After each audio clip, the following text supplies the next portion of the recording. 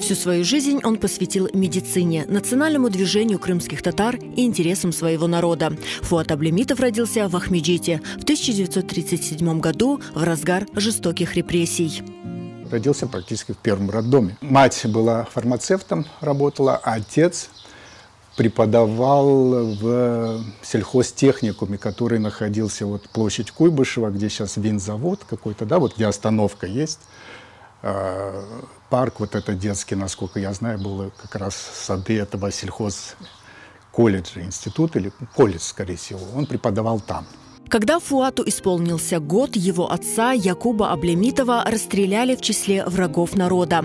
Мать, опасаясь преследований, перебралась с 2 детьми в Турцию, затем в Румынию, где их несколько лет укрывали от советской власти. Но чтобы не подвергать соотечественников опасности, женщине пришлось сдаться. И в 1949 году семью депортировали в Узбекистан. Детство и юность Фуата Аблемитова прошли на чужбине. Несмотря на все сложности, он всегда стремился к знаниям. Было стремление учиться, получить образование. То есть пока старший брат работал там на заводе токарем, Фуат поступил в мединститут, одновременно и работал там на скорой фельдшером, получил специализацию, стал невропатологом. Был хорошим специалистом очень. Затем заведовал неврологическим отделением, насколько я помню, это 16-я городская больница, новая, большая, крупная. В Москве он у Шмидта, это был директор НИИ неврологии, защитил кандидатскую диссертацию. Там тема была посвящена заболеваемости сосудистой патологии, инсультами после ташкентского землетрясения.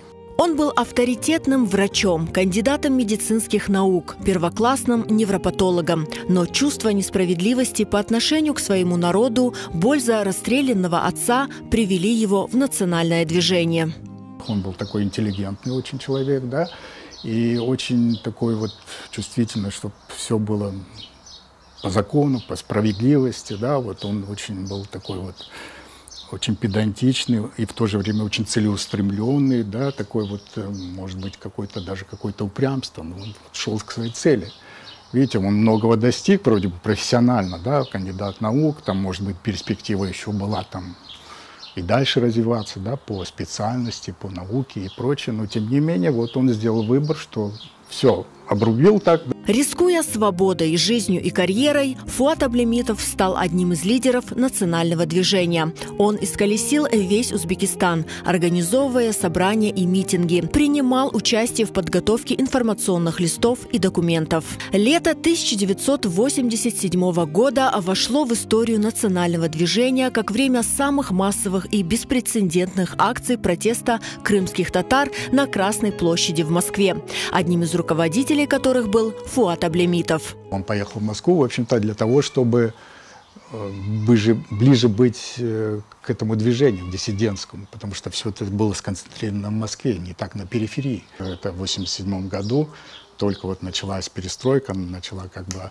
и первая вот такая демонстрация, когда такая масса людей вдруг на Красной площади, такой митинг, да, с требованием там вернуть на родину, решить этот вопрос крымско-татарский. И такая была заставочка, что я помню, это до сих пор мы сидели перед телевизором, смотрели вот эти новости, все, и вдруг показывают Фуата в таком кружочке, значит, что вот, представьте, как там экстремистами начали называть, да, прочее, да. Ну, чуть ли не шпион. Я помню, еще мама так посмотрела, говорит, ой, жалко Фуата, вот отца его так расстреляли, его сейчас вот уже посадят. Фуат Аблемитов вернулся на родину в 1990 году и продолжал свою борьбу уже в Крыму. Это уже был 90-й год. Фуат мне позвонил, говорит, вот я решил уже возвращаться, ехать в Крым, потому что здесь начались вот самозахваты, все это, говорит, ребята там живут в таких условиях, надо и медицинскую помощь оказывать, да, вот, если ты хочешь, поехали вместе. Мы собрали здесь из подручных материалов такой вот, на его участке, такую из панелей вот, финского домика, такой как вагончик, нары сделали, И вот мы все это время жили, пока не построили в этом вагончике. Ну, не вагончик, это домик такой, как времянка. Нары были, обогревались практически вот, ну, газовой плиткой, скажем. Света не было. Вода. Мы ездили на машине, вот тут в роднике набирали эту воду. И когда только приехали, конечно, ну, надо искать работу. Звонишь, там, в какую-то поликлинику, нужен такой специалист. Да, конечно, нужен, подходите. Приходим, дверь открываем, они как видят. Мы говорим, ну вот вы же звонили, вы... Ой, вы знаете, да, ну вот, кстати, буквально вот перед вашим приходом, ну вот мы уже вот взяли. Борьба за права народа стала для Фуата Аблямитова смыслом всей его жизни. Семью он так и не создал. Как он мне сказал, что семью в общем-то, не заводил, что если будут дети, семья, ты будешь уже связан по рукам, скажем, да, будешь думать о детях, о семье, о их будущем. И там он говорит, я не хочу приносить жертву, чтобы мои дети мучились вот в этом тоталитарном государстве. Потом он стал депутатом, да, вот эта вот группа, когда была, 14, по-моему, да, депутатов было. То есть первый период это было, вот, скажем, выживание, да, в тех условиях войны, а потом вот становление, скажем, да, чтобы стать вот хорошим специалистом, хорошим, но конечная цель все-таки это была вот, да, возвращение на родину и борьба за возвращение. В этом доме по соседству Сердар-ага 17 лет жил Фуат Аблямитов. Этот дом, хоть и выглядит сегодня по-другому, напоминает о человеке, который был примером во всем. Для меня это напоминание, вот эти ели мы посадили, они были тогда вот такие, а сейчас огромные. То есть время прошло, оно как-то... мгновение, скажем так. Чему вы у него научились? То, что главное быть порядочным человеком, честным. И он был такой, и от других он требовал, и, скажем, это для него, наверное, был главный критерий.